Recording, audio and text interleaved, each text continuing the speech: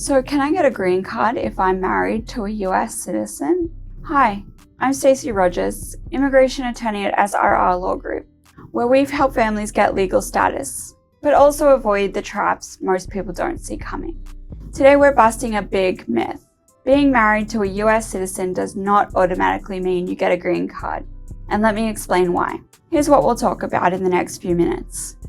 Firstly, when marriage doesn't protect you. What bars even a citizen's spouse can't fix.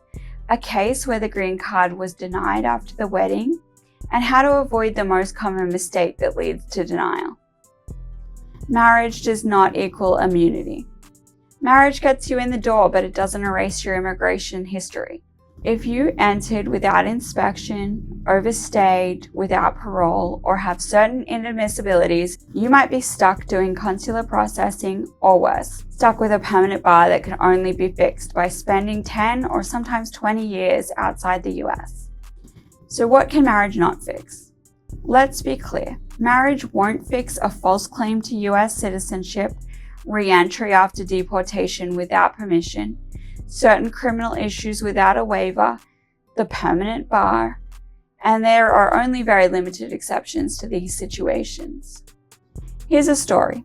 We had a client who married her US citizen husband after crossing illegally 10 years ago, but because she re-entered after a prior removal, she triggered the permanent bar.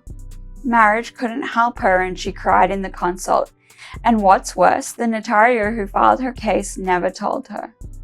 If you don't seek help in the immigration process for complicated situations, like entering without a visa, you might send your spouse off to their interview expecting them to come back in a few weeks, only to realize you're not going to see them again for the next 10 years.